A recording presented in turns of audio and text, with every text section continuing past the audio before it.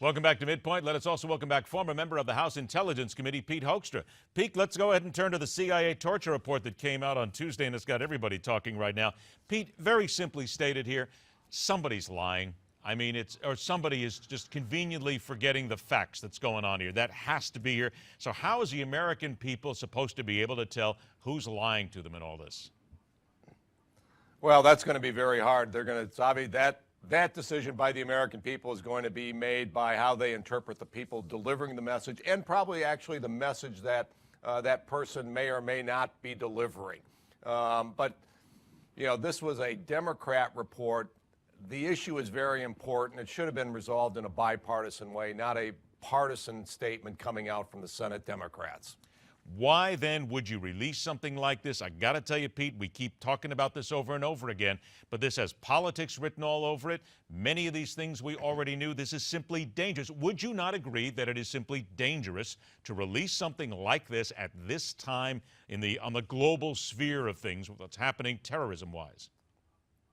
Yeah, I can't really understand or explain why this report would be released. I really believe that Dianne Feinstein, the chairwoman of that committee, believes that enhanced interrogation techniques were wrong. She's published a report, a massive report that exposes that program. But the bottom line, and what people are forgetting at this point in time, and I think in your opening you said, you know, there's now someone talking about prosecuting Bush-era members of the executive branch who authorized this program. Congress, Republicans, Democrats, Nancy Pelosi, they were aware of this program. They had the opportunity to review it, to provide feedback, to enhance it, and if they had wanted to, they could have stopped this program when it was in place. They are as big of, you know, they bear as much responsibility for this program as what senior officials in the Bush administration do, and that point should not be forgotten. No, Pete, let's go ahead and say this out loud here. It almost borders on fraud here, because what you're saying is exactly true. Why is no one holding Dianne Feinstein's feet to the fire and the others here saying, wait a minute, you knew, you were told, everything was out in front of you. Why did you not ask further questions if you were so worried about it years ago and you just said, okay, go ahead and do it? Well, I think that's exactly right. That is a capability that you could have had.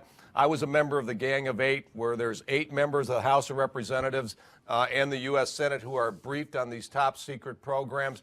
I was briefed on this. I remember sitting in the White House and having my Democrat colleagues sitting next to me being briefed on enhanced interrogation techniques and, you know, being shown how they might be applied, demonstrated how they were going to be used and how they would be used.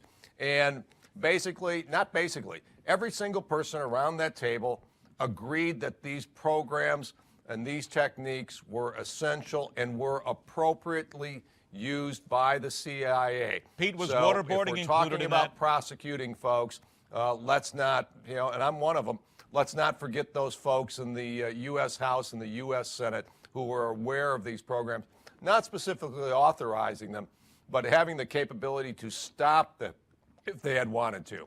Pete, I only got about a minute and a half left here. What you just said, was waterboarding one of the demonstrations that they had? Was a specific demonstration given to people showing them this is exactly what we're doing?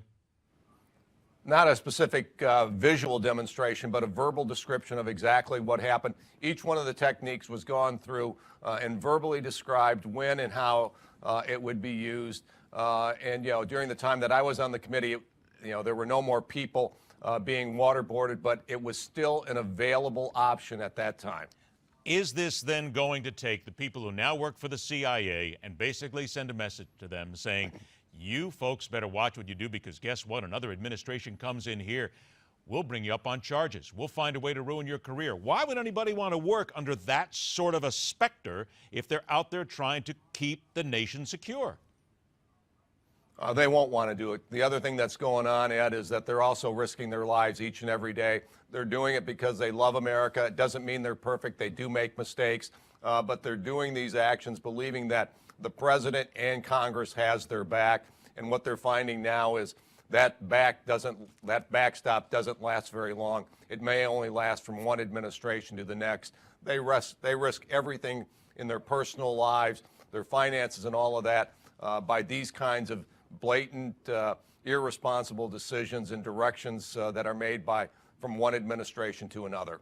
Pete, I have a feeling we're going to be talking about this for some time to come, and I only hope that we don't see body bags showing up and we're able to say that this is part of what happened today, or Tuesday rather, simply because we took away the ability for these people to do their job. Pete, it's always a pleasure to have you on the show, exactly my friend. Right. We thank you so much for your time. Thank you. All right.